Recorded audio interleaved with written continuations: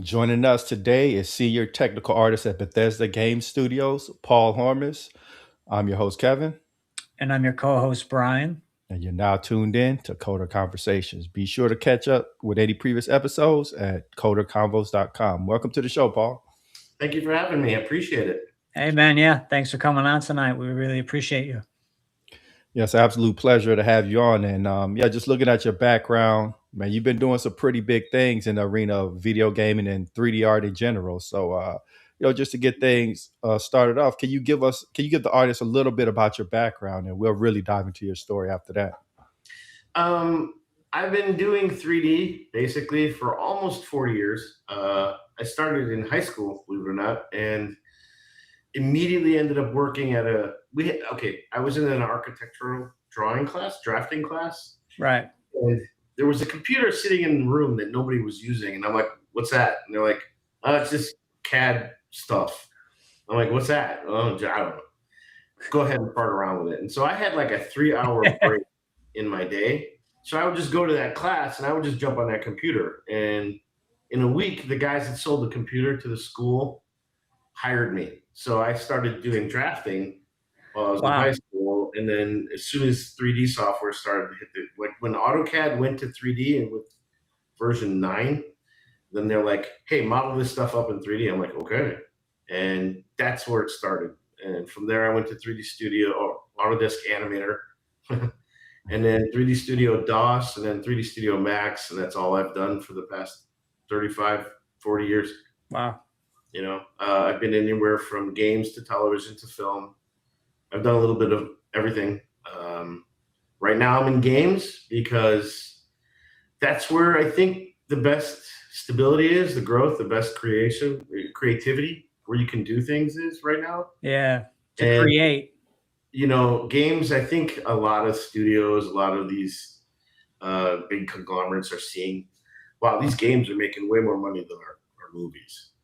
It costs us $500 million to make this movie, and it makes $1 billion. So we made $500 million, whatever. I'm just making up numbers. But then you get a game that takes you 5 years to develop, takes you $300 million to make, but then it's generating money for 10 years. For years. Yeah. Depending on the game, like Warcraft, World of Warcraft, it's still generating money today. It's crazy. Right. There are other games like that like the Diablo franchise and stuff like that. They're all something like Call of Duty, Modern Warfare, Battlefield. They're all Battlefield. Yeah, they're kind of like timeless games. And people will play them and play them and play. So forever. Return on your investment over and over. So you make a movie, it's a one-off, boom, done. They're not all Avenger franchises. So and games is just more fun. Something we were discussing earlier is, when you're working on a movie, depending on where you're sitting, you could be working on that movie for a year, and then everyone that you work with, you probably won't see anymore. Like I worked on 2012 back in 2009, and I'm still in touch with a lot of those people because we had an incredible crew and we really got along together, but it's kind of like an anomaly. They're not always like that. You work on a project and then you're done and you move on. Right. But in games, like we were just saying, it's a longer term thing. You're working on a game for 5 years. It comes out. You're supporting it for 2, 3, 4 years, and you're with those people much longer. You get to know them. They become your friends, your family. It's just a different vibe, not one that's better than the other, but, games is just, I find it to be more, it just lends itself to be more, building up a community at your studio. Yeah. Everybody gets to know each other. They play games together, and not just the game you're working on. Like somebody invited me to play D&D, and I'm like, sure, that sounds like fun. It has nothing to do with work, but we're playing a game together. We're commiserating and becoming yeah. Yeah, so that's basically it. And that's like team building. You're building culture with your coworkers. Exactly. Mm-hmm. So what would you say are like the key differences between working in the movie industry and the game industry, like just in terms of workflow and just everyday atmosphere? Well, the assets are different. That's really different. Your setups, the actual stuff that you're working with. But aside from that, I think it's pretty common. They're kind of the same, in the way you work with people. It's just in games, I think you take a little bit more ownership on what you're working on. In film, it's like, okay, I need to do this nuclear explosion for this shot. But then that's the only part of that shot I'm touching. I'm making that explosion, I'm handing it off. Somebody else does their part and they put it together, blah, blah, blah. But in games, you can, you have a character and you build it, you rig it, you get it going, and you hand it off. Yes, but I think there's just more ownership in games because you're working on it longer. There's a lot of time to work on things in games. I think that kind of leads into something I think we'll talk about later on the union side, where as we've discussed, I've been around for a while, and I was in LA while they were trying to unionize effects artists there. And when you see a movie being made, every single part, every person that works on those movies is unionized. From the guy that's setting up the food to the guys doing the lighting to the actors and the directors, they're all unionized except for VFX artists. Wow. and so you find that people get overworked. It's a crazy race to the bottom. I'm sick and tired of people and they're getting on their high horses. Practical looks so much better than CG. It's like, yeah, we'll pay the guys that do the CG the money they need to do the job and give them the time to do the job right. And you wouldn't be saying that. Right. That'll never happen. And now all the jobs are gone. Everybody has had to leave LA and California because they need to go to Canada or London or wherever. Right. And we don't want that to happen to games. So right now we are negotiating at our studio. I'm on the bargaining committee for our union, and we're just trying to lay the groundwork for the rest of the industry and say, look, we work hard for a living. We want all the benefits that we should get. We're not kids anymore. I think a lot of the perception is, oh, it's just a bunch of kids working on a bunch of games. And I'm like, well, kids don't usually have kids. I have a kid. A lot of people I work with have kids. We have lives. We're adults. We're not little kids anymore. So we're not going to work for free. We're not going to, what I mean? A lot of that happens on the effects side. It's like, well, shot needs to get done. I go, yeah, but I've been here for 10 hours. It's got to get done. Wow. Okay, let's stay here another 4, and it's like, we can't have that. We're not going to let that happen to our industry. Yeah, that's terrible. That goes from everyone from coders to artists, everyone in between. You know what I mean?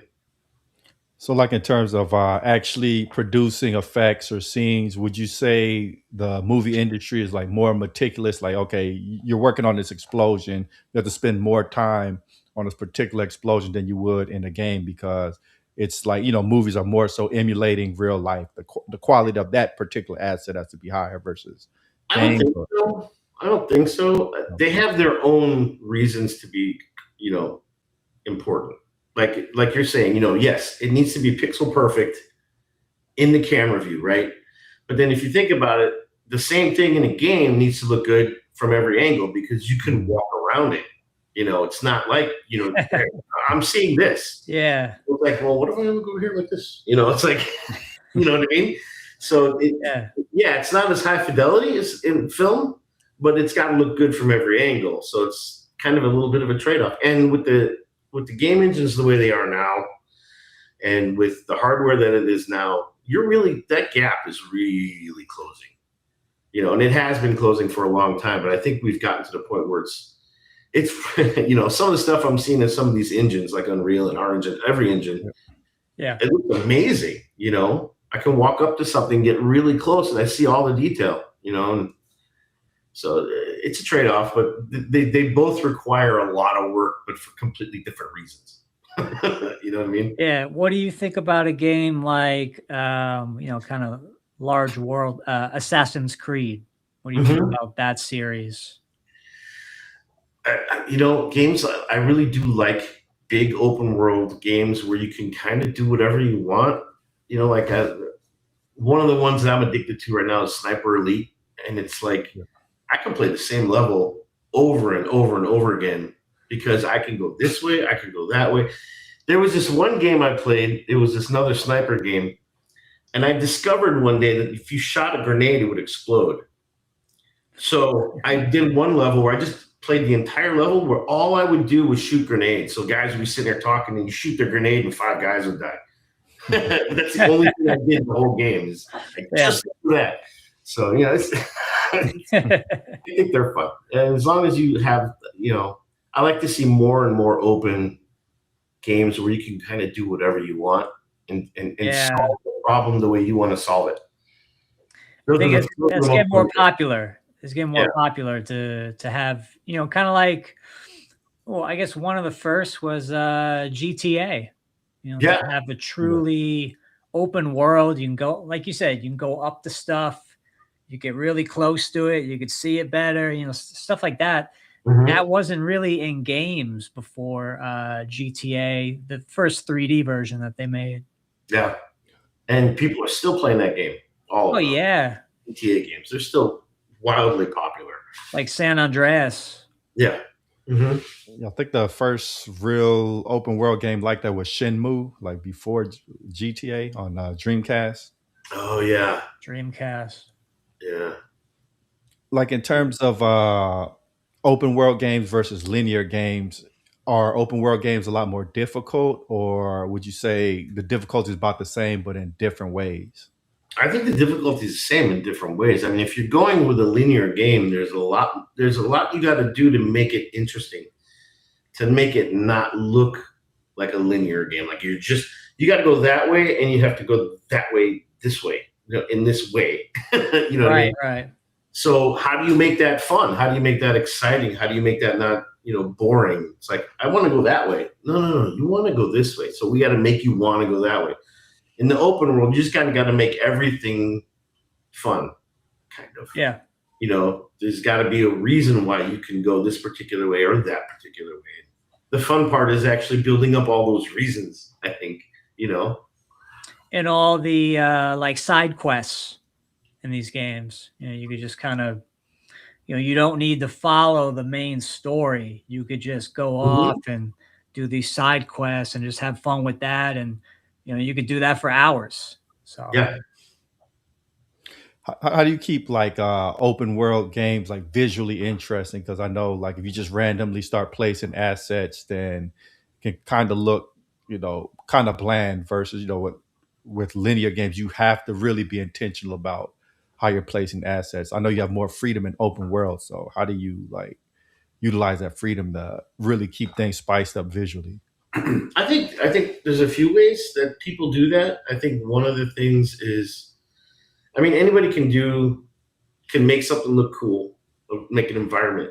But what can you do to make people want to interact with that environment? Right. Is there a book sitting over there that I should go look at? Is there an item over there that maybe I should go tweak with? If I duck and go over this way, is there something over there that I can look at? There are people that's all they do. They just want to explore the world and find out where all the little hidden little crevices are. And, right. Even Easter eggs, whatever, it's all about keeping people entertained. And it's fun for artists too, because, you can make a thing and hide it somewhere, and hope somebody finds it, I remember seeing something in the news a while back where somebody had hid something in a game that someone had just found after like 20 years. Wow. I don't remember what the details were, but it was like it was hidden for decades. And someone's like, "Hey, check this out!" Like, oh my god, So stuff like that. I think it's awesome. It's those little things that really like shine. Like when you're playing and you accidentally stumble across something, you're like, "Oh, this is so cool!" Keeps people engaged. And, and on the linear side, you got to do the same thing, but it's different because you're not quite. You can't just go explore everything. You can explore in the direction that you're allowed to go. So, my opinion. So, like as they say, a picture is 1,000 words, and in games you're working alongside with writers. Do they give you like how much freedom do you have to go off path from like what they recommend, and like are you really able to add like little storytelling touches of your own in with your art? I think it's really collaborative. You have to work with everybody else. You can't just kind of go off on your own and say, I'm going to hide this over here. for lots of reasons. For one, respect. You want to respect everybody that's working on it. The other is legal. If I decide I want to hide an X-Wing somewhere, I'm going to get in big trouble for that. Unless it's a Star Wars game. Or if I want to, you know what I'm saying? So, and of course I would want to. I'm a Star Wars fan, but I would never do that. But you kind of got to work with it. You can't just go off on your own and do things because you will get in trouble. Everything is accounted for in a game. You would, every level is somebody made every level. Somebody's checked every level. So if you're hiding something because you think it's cool, that could cause lots of problems, lots of issues. Right, and these games point too. So like if you do something like that and you hide something like that, and then it crashes the level, and everyone's like, "What's making this crash?" Yeah, and then you find out there's a bowling ball. It's got 5,000 faces on it, or 50,000 faces. Like, oh, that's what's crashing it. Who put that bowling ball in there? Stuff like that. Yeah, and what I think of is, games, I guess, is a little different than the tech industry. Games have a whole section devoted to testing, QA. Correct, yeah. They have multiple positions in QA. I find that really interesting. Can you speak to that at all? I know that's not what you do, but I mean, I've talked to, like, when I worked at Blizzard way back when I was in cinematics, I would go out and have a cigarette. When I smoked back then, and I would hook up with a lot of the QA guys and girls, and we'd chit chat. And you've got to have that team because when you're playing it in the office, there's always things that you have set up that's not normal or whatever. They take it and they're running the game as if it's vanilla on a vanilla box, and they test everything, and it's tedious. It's a tough job. I couldn't do it. I actually interviewed for a QA position at Autodesk, and I went through an entire interview process and interviewed with, I think, 15 different people. What? I was moving from within the company. I was looking to go into QA. And in the end, I finally met with the QA boss, and she's like, "You're not going to like this job." And I'm like, "Really?" She's like, "No." And I'm like, "Okay." And then I ended up doing something else in the company, which was great. It worked out for me. It's good to figure out what's going to work, what's going to gel. It's kind of like, me and Kev, we have different interests, but we both love doing this show. We love doing, podcasts and radio. It's just, it's a lot of fun. Yeah, and you got to have, you can't have development without somebody testing. And typically you don't want to test your own stuff. And having a QA department, that's their job. That's what they do. They focus on breaking things, testing things. Where is this going to fall apart? What if I do this 20 times and the last time I did it differently? What would happen? Stuff like that. You just can't think of it. It takes a special mindset to do QA, I think. And glad to have them around. They're awesome. So you've been in the 3D industry for a really long time, and even going decades back at Blizzard.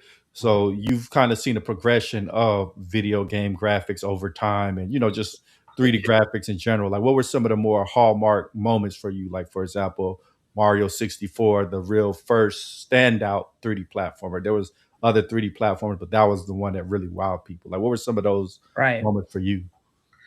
It's a really good question, because I've seen games all the way back to the Commodore 64, Choplifter, games like that. That's a tough one.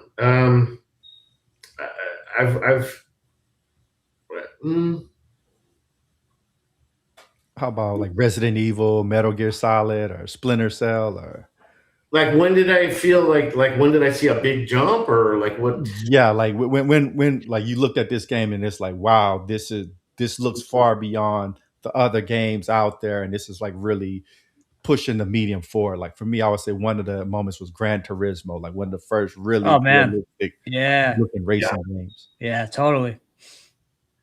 I don't know. I think I played a lot of first-person shooters, but before that, I was really into RTS games.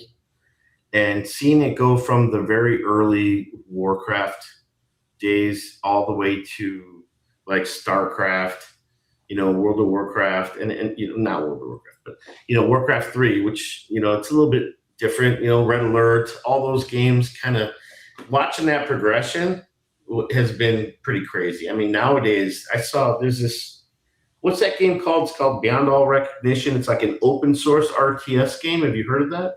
I haven't heard of that one. Interesting. I was watching a clip of 150 players playing on two sides, an RTS, and it was insane watching.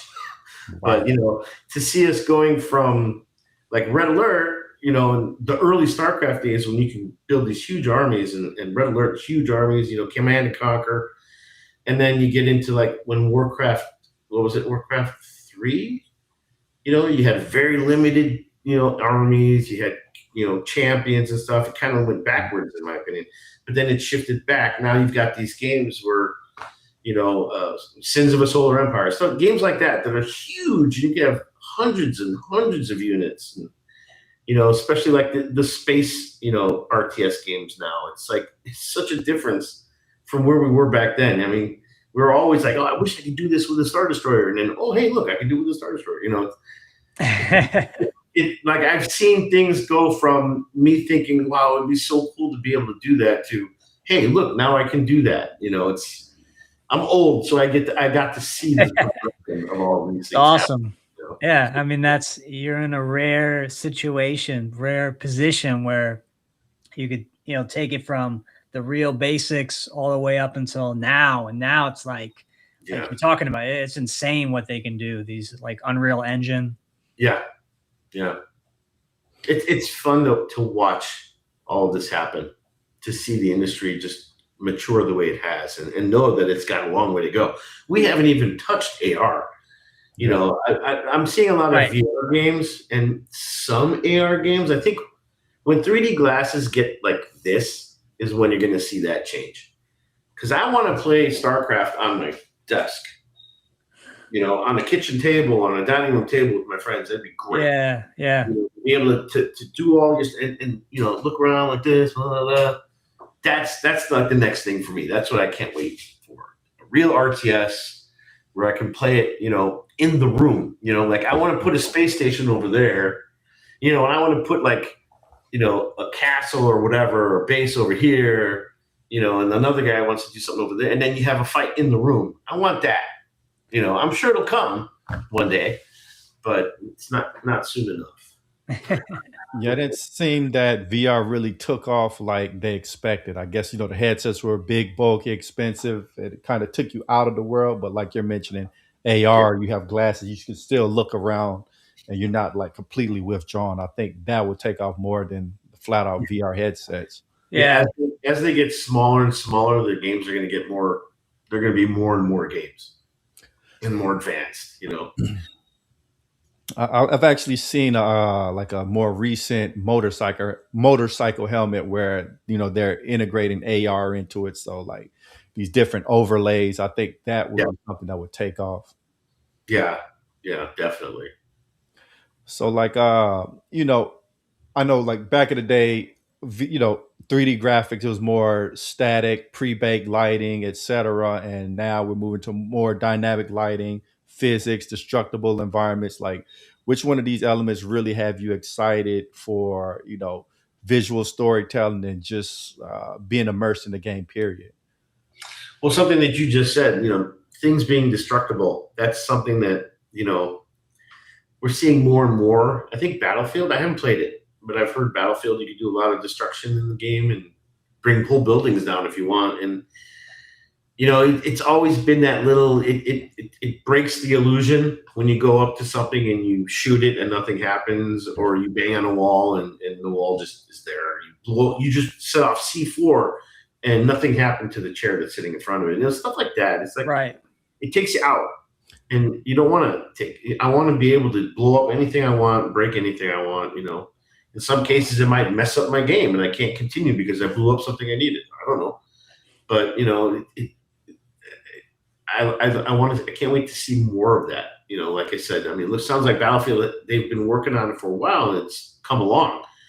I want to see more of that where you can use the environment to your advantage. So you want more options, basically. Always. I want to be able to do whatever I want. I want to do whatever I want to solve whatever the problem is. I think that's kind of order, but it'd be nice.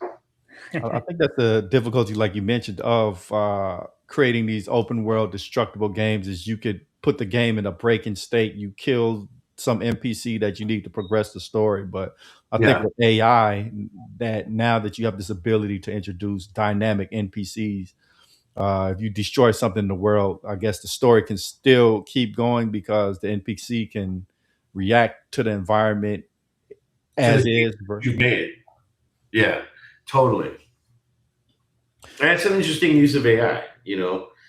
It's such a touchy subject right now, and I think from a union standpoint, or for our bargaining, it's more job protection. How can we protect jobs from being lost to AI? How can we make sure that if somebody does use AI, that they're not going to get in trouble because they're being told to use it, or whatever, depending on the situation. Like just recently when Call of Duty came out, everyone was going crazy. It's like, hey, they used AI for that. And it's like, that's not cool. And everyone kind of lost their shit about it. And I don't know. I don't know if I blame them, really. As an artist, I don't want to see people replaced by AI. Yeah. I have no problem seeing people use it as a tool. I use it from time to time in my daily life. I use ChatGPT basically as a help file if I'm coding, because I'm not going to remember everything. But if there's something I need, I'm like, hey, how do I do that? Oh yeah, right. And then I go in and do it. Right. It's like it just saves me time from actually going and looking in the help file. A lot of times there isn't a help file. Stuff like that. But the research. Yeah. It's great at researching. I mean, I don't want it to do the work for me.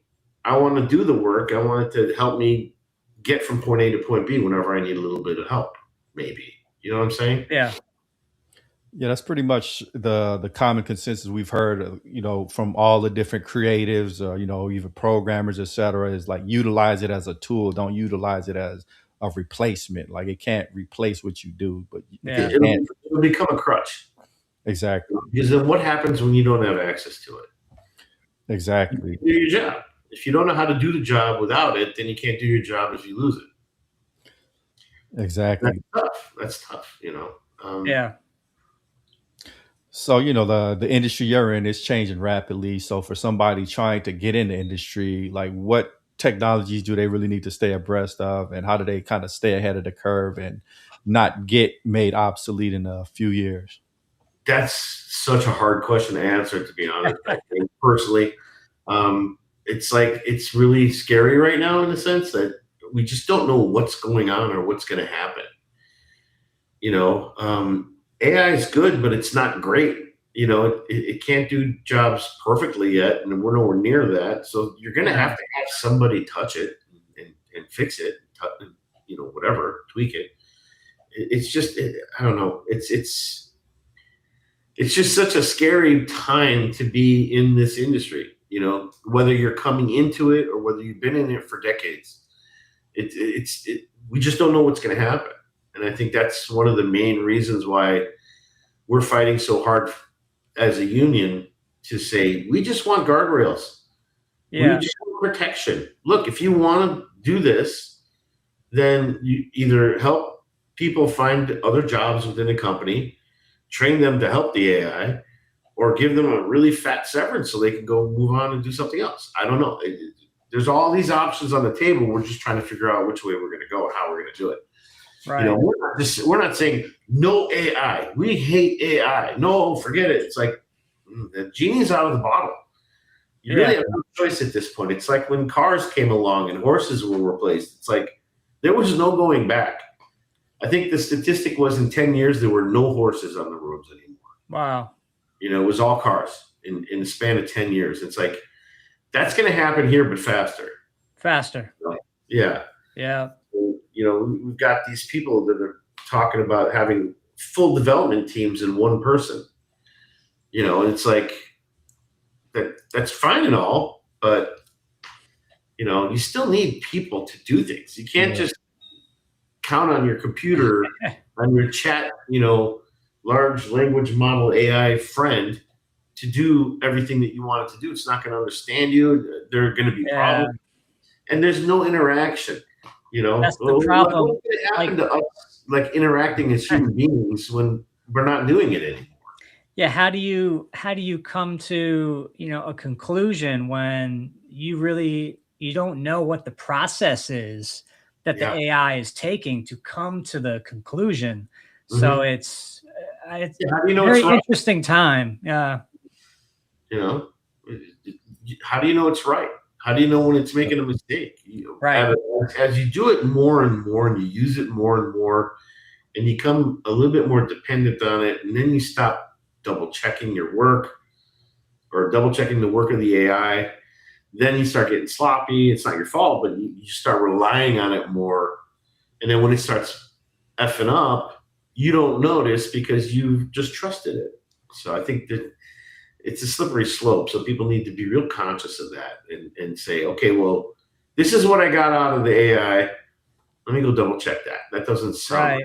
You know what I mean? Right. Just use your brain a little bit. You know, and if you have a team of people, you go, hey, does this sound right to you? No. You know, so let's check that. You know, you get some real feedback from some real humans. Yeah, and AI is not going to tell you to shut up and go fuck yourself. You know what I mean? But your coworker might, and you might deserve it and say, oh yeah, you're right. Yeah. I did that wrong. But then AI is going to be like, oh, well, then let me tell you, you did a great job. You're awesome. It's just going to stroke your ego, and that's the problem right now. We got to get it figured out. I'm sure they will eventually. You know? I definitely think verification is one of the issues, and two is the legality of, you know, if it's being trained on all of this public artwork, and you see like, oh, this really looks like emulation of my artwork. You know, the artist sees that. Who knows if they're going to launch lawsuits? You know. Well, you know that cartoony look with the thick lines and, you know, the rounded heads and, you know, whatever, that kind of cartoonish look. It's like everything is that now. It's like all the AIs are doing the same thing, and it's like you're seeing all these brochures with the same characters in it. It's like, right. You know, there's no artistic creativity. They're just mimicking what they've seen, and they're all mimicking the same thing. So it's everything the same. You know, I've noticed that with a lot of the AI voiceover stuff on YouTube. You know, it's like all the voices are the same voice, or they're very similar, and it's like, that's not cool. You know, and we're going to see that until they finally, you know, until it matures more. I don't know how many years we are from that, but probably not very far. You know. You know, I think people are going to really seek out more and more authentic and human experiences because, like you mentioned, you go on YouTube, you start listening to this stuff, and you can start telling this AI slop, like the voice sounds a certain way, or just talks, you know, brings up these points in a certain way. Like you know, there's different tells, and you know, when people hear it, they're like, I don't want to hear this. I think in the future there's going to be a niche market for people that don't want anything AI. You know, you'll have a movie that comes out that's clearly just not AI. And, you know, I think people will be drawn more to it maybe because everything else is AI and obviously AI. Yeah. And something comes along that's completely created by creatives, you know, and just it's got a different feel to it, and people will pay more to see that. Yeah, that makes me. We'll have that kind of niche. It makes me think of, you know, in music, you had in the 80s the drum machine. Yes. The drum machine came out, and I'm a drummer. Drummers at the time, they were worried, okay, is this thing going to replace us? You know, our live shows going to be done with drum machines? What's going to happen?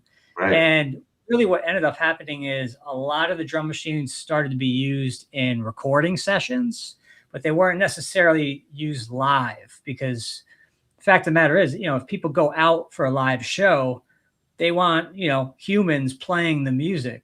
Right. They don't want, you know, you don't go see, you know, Mariah Carey and then, you know, expect her to lip sync or something like that. You know, you want, I was just thinking that. You want the real deal. So Yeah, I think in music we've had that happen already, and maybe it's going to happen again now with AI, but in a totally new way, in a totally different way. Yeah, like all these classic rap songs being done in classic soul, and they actually sound pretty amazing, but it's like it's AI, and a lot of the voices again sound very similar. Yeah, like all the male voices sound the same. Yeah. So I mean, you can see where it's going. It's just not there yet. I've actually seen a news story about like a AI R&B artist, like some woman created her, and they gave that woman that created the AI artist like a multi-million-dollar contract, and I don't know. That's kind of insane to me. Like people are listening and watching this thing that doesn't exist, and even getting attached to it. But, yeah, they're getting emotion from it. Like they're feeling something from it, and it's surprising. I think it's like every once in a while you'll get a good hit. You'll get a song done with AI that actually sounds really good and affects you, and you're like, damn it, should I like this? I don't know if I should like this. Yeah, right. Is it okay? You know what I mean? No, so it's pretty amazing because like in the late 90s, 2000s, you have the GPS that had the obvious like robotic voice, like turn left. But now AI, some of the stuff, like it's really hard to tell that this is AI. It sounds human. Like they have this more recent AI company. I think it's Sesame AI. I think it's called Miles. I don't know if you heard of that, but it sounds like really human. Yeah, I've heard a couple of those that have sounded great. And it's crazy how fast. I mean, it was only like a year ago, maybe 2 years ago, that we were watching Will Smith eating spaghetti. Yeah, and his hands were blending into his face, whatever. And now it's like I don't know if you've seen those Bigfoot vlogs, but they're not bad. And there's obvious little hiccups here and there, but I mean, overall, they're like, that's Bigfoot. I mean, he's actually talking to me. It's the weirdest thing. They do the same thing with the stormtroopers or whatever. But we've come a long way in just such a really short time, and it's like it's amazing to see. And now we're starting to deal with the repercussions of all the data centers, and now none of us use graphics cards anymore or RAM. And it's like, what about the rest of us? We want to still play games and do work. Like I bought an extra 64 gig of RAM for my machine right before all this stuff happened. I'm like, thank God I did that. Right. So it's like it's crazy. It's a crazy time to be in any industry right now. Like you said, they're just building out all these data centers all over the place. They're dumping billions, if not trillions of dollars into AI. So like you said, there is no going back. That's out the window. That's not going to happen. But there's going to be nuance. There's going to be, certain specialized areas that AI will take you. But I think, right now it's kind of like a hodgepodge. It's just like everything, thrown into the soup. And it's not necessarily real clear and concise in the way that us humans might want it to be. Agreed. And, just at the rate that things are progressing in a lot of ways, AI's quote unquote intelligence is going to far surpass that of humanity. And, obviously there's a lot of apocalyptic scenarios that you can run into. And, looking at your background, 2012, that was, kind of like the doomsday. Yeah. So like, do you think that us continuing to go down this path of explosive growth with AI is a smart move, or should we pump the brakes and see if we can contain this, like not get to that point where we create something that we can't control? Right. We're in a Cold War right now. There's no going back. There's no slowing down. Because if we slow down, they're not going to slow down. Yeah. Right. No one's gonna be able to stop any part of this. That's the sad thing. That's the thing that we need to protect from. Like, for example, let's just say China, right? Let's say we back up, we put up all these guardrails, and we, hamper development of AI here. They're not going to stop. Yeah. Russia's not going to stop. China, South, any other country, they're not going to stop. They're going to go as hard and as fast as they can. So, like I said, we're in a Cold War. there is no pumping the brakes. There is no slowing down. It's just how do we get there faster than the other guy to protect ourselves? At some point, someone's going to develop an AI that takes out other AIs. It's just simple. It's going to happen. There's always going to be that. And so you need to protect against that. If you have an AI that's running your entire city's infrastructure and someone designs an AI that goes and hunts out other AIs and destroys them, you got to protect against it. I know it sounds sci-fi and it's nuts, but I mean, things happen. Things can actually... like Boba Fett. What happened? You know what I mean? Like Hitman, yeah. Yeah, I'm just talking. Bounty hunters. Yeah. But yeah, we just have to keep going and just make it work for us and not make us work for them. It's like I said, it's crazy time, but I don't think we should be afraid of it. We should just learn to adapt to it and use it. And kind of keep people honest. If somebody's using it and they're like, "Oh no, I did all this," and it's like, no, you didn't. Really all by yourself, huh? So, yeah, that's the kind of thing we need to watch too. Well, like you mentioned before, people are trying to take one AI chatbot and use it as, the developer for an entire full stack application that's fully built out. If I don't know what they can do as of today, but I think we are going to get to the point where it looks pretty good. Someone just types up different prompts. Okay, I want this type of game. I want these type of enemies, and it'll spit out something that looks pretty believable. But I think right now we're in that unique time where it's not quite there yet. So this is really the time to, say, okay, we're going to have only humans work on this one thing over here. Yeah. We're only going to have humans do X, Y, and Z. I think we need to figure that out right now and then kind of move forward after that point. Yeah, I think you're right. I think that there's no going back from any of this. So whatever it takes, that's what we got to do. I think the interesting thing about AI is kind of like maybe the movie The Matrix, where this AI gets so powerful that it can just completely, continuously generate a false reality from us. Like, we're constantly tethered to screens, and if it could generate worlds in real time and it's constantly feeding us this, like, let's just say it's generating news on the fly, it's just feeding us false news. Like, we don't really know. Yeah. So, I mean, yeah, no, I looking at The Matrix, and it's like, or I was just watching Ready Player One the other day. I rewatched it again, and it's like you kind of look forward to like the day that we can go in to a virtual world and exist there and play. And it's like, are you going to want to leave? Yeah, we're going to want to come out of there and live life. So it's like, I think. Just recently, I think Australia that said that kids under X amount of age can't play with any digital devices or something. And it's like, I think it's a good idea. That's great. Because I think they found that really young children that play with electronics like iPads and stuff like that are growing up to be way more anxious, way less prepared to deal with any problems in their life. And I think that's something we really need to be conscious of. If we do have AIs, I don't think kids should ever be able to do anything with them until they're a little older. Yeah. Well, yeah, and there's been already cases of suicide, basically suicide by AI. I remember this one story. The AI, I forget which chatbot it was, but it basically told the kid, "Hey, come join with me, come join me, come be with me."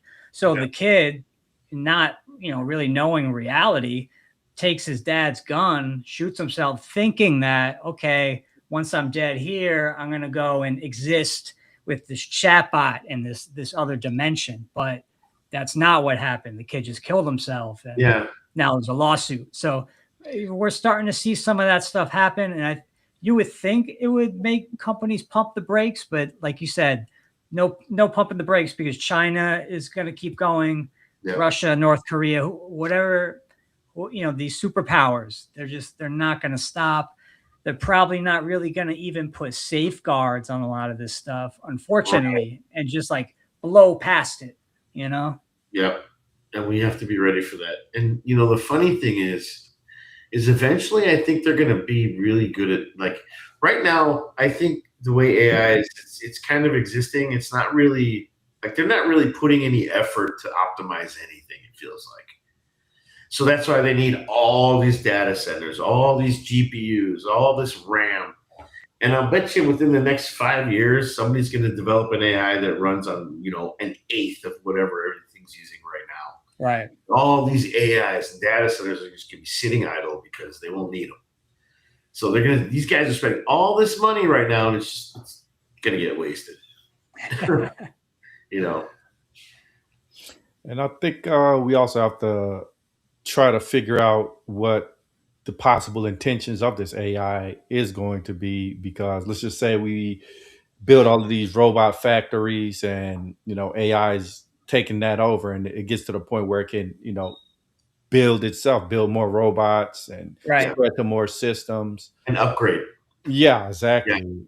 Like at that point, you can't stop it, and you're at the mercy. You better hope it's benevolent. Because it's not.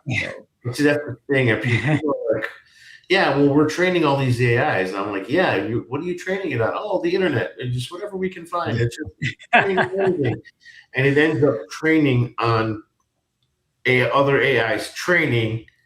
And so it just gets muddled, or, it's training on white supremacists talking bullshit, or crap like that, hate. Yeah, hate. That stuff too. It's taking that in. Yeah. And we're the guardrails on that. Right. I don't want my AI to know what an SS guard was, or in history maybe, but let's just a racist, some sort of racist thing. Yeah. Right. I don't want my AI to be a racist. I want my AI to just be smart. I don't want it to be, judging me on what I look like, or if I'm a man or a woman or whatever. Right. And that's the problem. There's a bias in media, in the world, in our information, and the AI is learning that bias. And it's like, how do you stop that? How do you teach it not to learn the bias? That's tough. I don't know how they're going to do it. I don't know. Yeah, I don't know if they're going to be able to do that. I mean, they should work on it, but like we're talking about, the rails are off. They're just going full steam ahead. They don't really, kids are committing suicide, talking to chatbots like that. Those stories are being buried, and they just keep on rolling. Let's just make this more powerful, faster, optimize it, etc. All we're saying is, put some thought into how it's learning, what it's learning.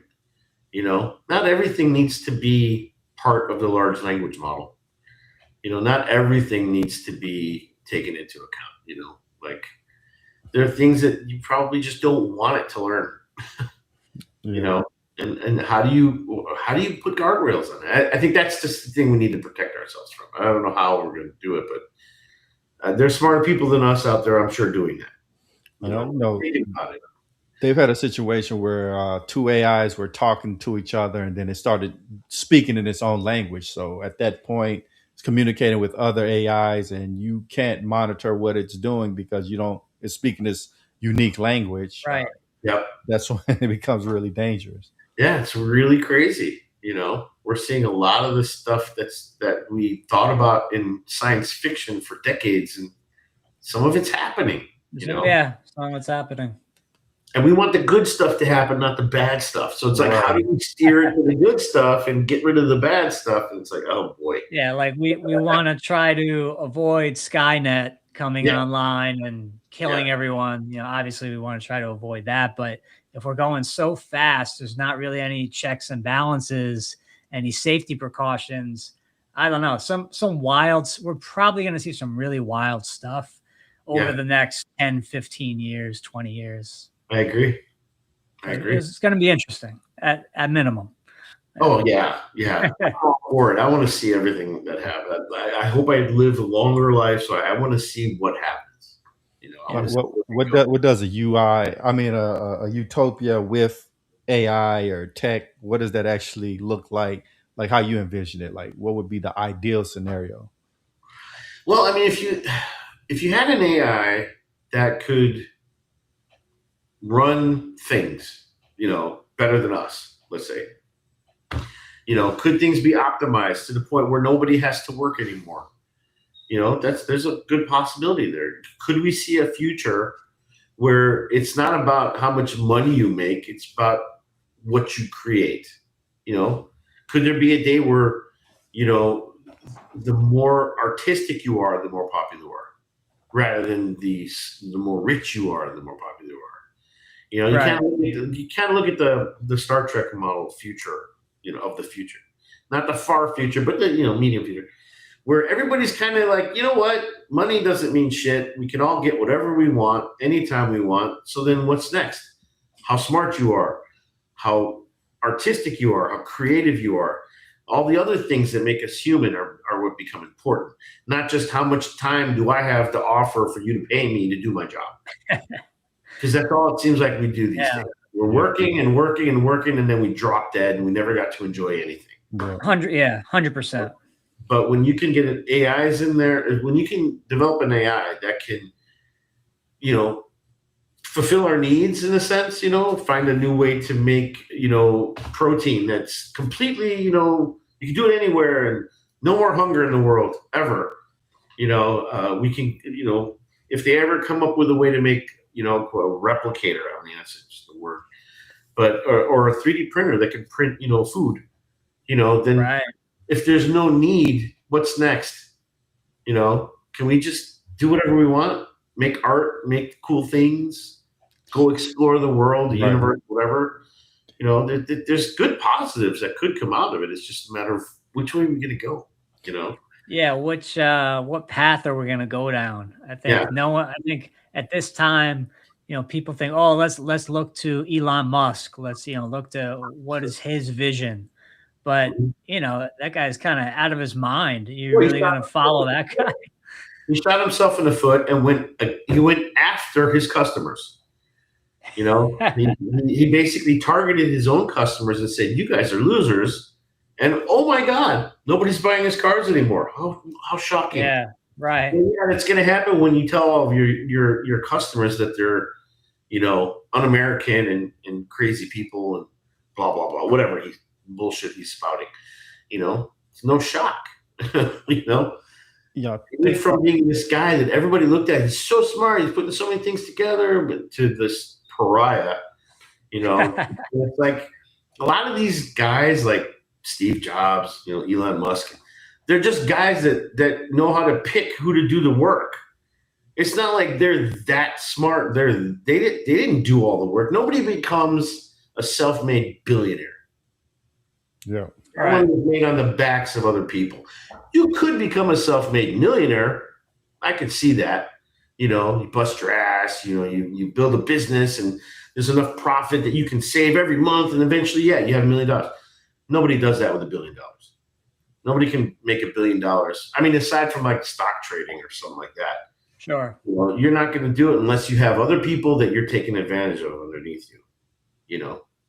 Now, if everybody that works under you has a mansion and a great car and their kids are paid, going to college and everything's paid for, okay, then yeah.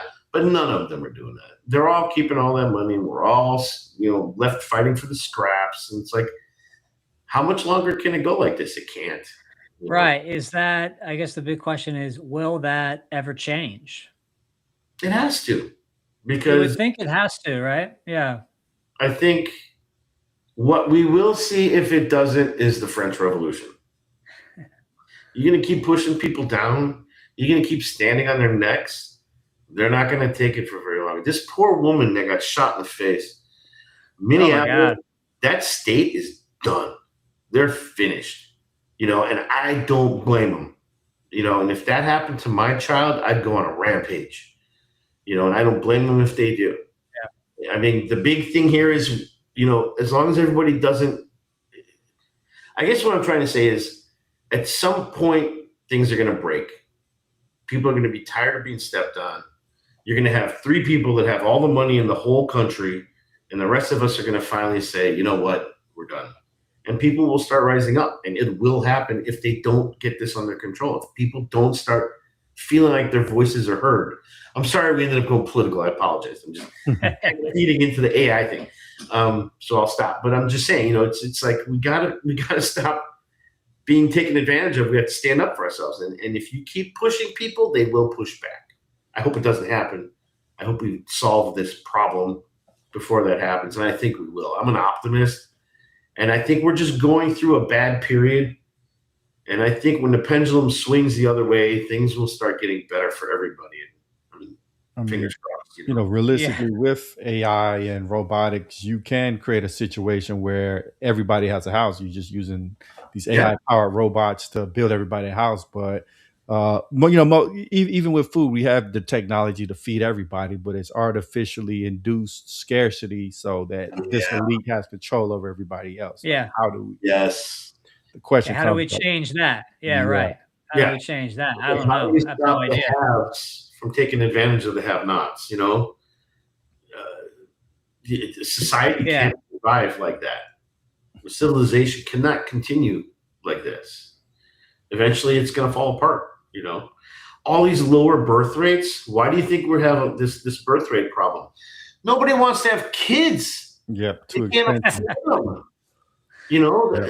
Why would you want to bring a person into this world if you don't have your own house, you don't have a stable job, you can barely afford to feed yourself? So now we're seeing populations plummet all over the world. Yeah, that needs to change. How? I don't know, but it needs to change. That's it's just rough. I'm tired of always having to fight for everything. Work, work, and then you're dead. For less and less and less. Less and less, yeah. That's right. So, by the time you can, quote unquote, retire and have free time to do stuff, you're already like too old, and all of that's going into medical bills and medicine. By the time you can get the vet, you can barely get in and out of it because your back hurts so bad. Right. You know what I mean? It's like, why couldn't I get this when I was 20 and I could enjoy it? Because I'm too busy working my butt off. It's crazy, but I don't know. It's watching this industry go from where it was to where it is, and looking forward to where it's gonna go. Kids. People ask me, well, what do I do to get into this? And I honestly draw a blank. Yeah. I kind of want to say, what? Don't go find something else. Yeah. That's kind of like my gut reaction, but it's like, I don't want to stomp on someone's love. So you try to give them the best advice you can. It's like, learn as much as you can. Yeah, be ready go online. You don't have to spend money to learn how to do this work. You could go on YouTube. There's so much stuff out there free to teach for free. Yeah. That like when I started in CG, there were no schools really. I went to Columbia College in Chicago for a semester. And this was like their first year. It was like really early on. So I did a semester and I was like, I felt like I knew more than the instructor. So I stopped and I just started in the industry, and what did I do? I just looked at the tutorials and I did them. I did all the tutorials and then I started doing stuff I wanted to do and learning as I went. You can do the same thing now. It's even easier because, YouTube, everyone wants to share how they do things, which I love about YouTube. It's not just the monetary aspect of it for them. They want to share. They want to teach. I know people that have pages up. They don't make very much, but they love the fact that they can spread their knowledge to other people. They can affect people in a real way. Yes. Bringing people up instead of like stomping them down. Yeah. Like one of the things in my career that I've always had, I've always been very open with what I do and how I do things, and sharing my knowledge. If anybody ever asks, hey, how do I rig this character? Sit down, I'll show you. It's never like, this is my secret. This is how I do things. I'm not going to share it because that's job security. It's like, shut up. There's no such thing as job security if you're like that. You're going to get fired because you're a dick. Yeah. But if you're sharing your knowledge with people, they respect you. They'll want to come to you. They want you to be in their life. They want you to be in their team because they know that you're going to help and not just in what you do, but you can help someone else with something else. Motivate them. Right. That's what we need more of. And I love the fact that there's just so many people out there that love sharing their knowledge, and there's no excuse. Huh? Oh, I said it's amazing. Yeah, I agree. Yeah, YouTube, because me and Kev were similar age, late 30s, early 40s. We didn't grow up with YouTube, so being a musician, I tell my students now, my drum students, like, hey, YouTube was not always here, but use it to your advantage, because, okay, let's say back when I wanted, I think it's called Song 2 by The Blur. The song, they played in stadiums a lot and like football games. I wanted to learn the main beat. It's like, so what I did, there was no YouTube. So I just put the track on over and over and over and over. And eventually I figured out what the hell the drummer was doing. So it's almost like a lost art that's happening right now. And that's why I tell these students, hey, listen more than you look. Listen to what is the drummer doing? What is the bass player doing? Yeah. Are they on top of the beat? Are they behind the beat? Like Pink Floyd? What are they actually doing to create the feel, the energy for the song or the project? Yeah, learn what it takes. So I kind of try to teach, hey, you guys have it really good, but don't skip out on stuff that you could be learning just because you can pop on YouTube, pull something up right away. Oh, okay, I see he did it like that. But that person who's doing it like that, it took them years to be able to do that and to learn. They had to fail a lot. A lot of failure. So I don't know. It's like you said, we're living in really interesting, almost surreal times. Yeah. Yeah. Yeah, I agree. Hey man, we're at the top of the hour, and it was an absolute pleasure having you on the show. We just getting started. We definitely need to do another episode and keep the train going. Yeah, if you ever want, I'm always available. It's been a pleasure. I really enjoyed the discussion. That was an amazing discussion. This is your first podcast too, right? Yeah. Like I said, maybe the second, but the first one. Yeah, this is pretty much one of the first ones I've ever done. Yeah. Awesome. You're natural at it, man. When we're going to see your podcast? You never know. Let me check AI and get some. Let's get AI doing it. Yeah. Before we get out of here, did you want to leave did you want to leave our audience with any closing thoughts, and where can everybody find you at?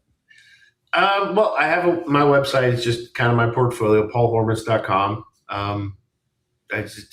I'm around. I try to make myself available. So everybody wants to send me an email. If anyone ever has any questions for me, I'm always up for discussion. So, I want people to love what they do and do what they love. And I'm one of the very fortunate people that in high school I found what I loved, and I've been doing it ever since. And the thing that I love is very flexible. It's like I love 3D and doing 3D and programming. And that can be done in games, TV, film, product development, all of it. So I can have this option to do anything. So people should just do what they love. Don't if you love what you do, you don't work a day in your life. We've all heard that phrase. And it's so true. Yeah, 100% true. I don't feel like I work. I go to work, but I have a damn good time working. Even though I'm doing the same thing I've been doing for a while, I have fun doing it, especially working with other people and learning from them and teaching them and collaborating with people. It's the best part of life. It's just being able to enjoy what you do and do what you love. And also the best teacher will look at the student and say, hey, I have, certain knowledge to learn from you. I'm going to learn, like I was going over one song with one of my drum students, and I said, okay, it's like this. He said, no, it's like this. I said, I don't think so. He said, no, check out the YouTube. So I checked it out, and the student was right. I had it wrong, and I've been playing for over 20 years, and this kid's been playing for like a year. So that's the point. our students can really teach us a lot if we're humble enough to stop and listen. Yeah, and you check your ego at the door. That too. You can be a great teacher, but like you're saying, there's always something new to learn, and you never know where you're going to learn it. You could learn it from an idiot down the street. You could learn it from your student. You could learn it from YouTube. You could learn it from a genius. But you can always learn, and just be open to that, and you will have a happy life, especially in your career, Right. I'm always learning things. I'm always teaching things. It's great, Exactly. So Paul, Paul, Hormis, HORMIS.com. Correct. Yes. Awesome. It was an absolute pleasure. And we'd like to thank everybody for tuning in. We'll catch y'all next time.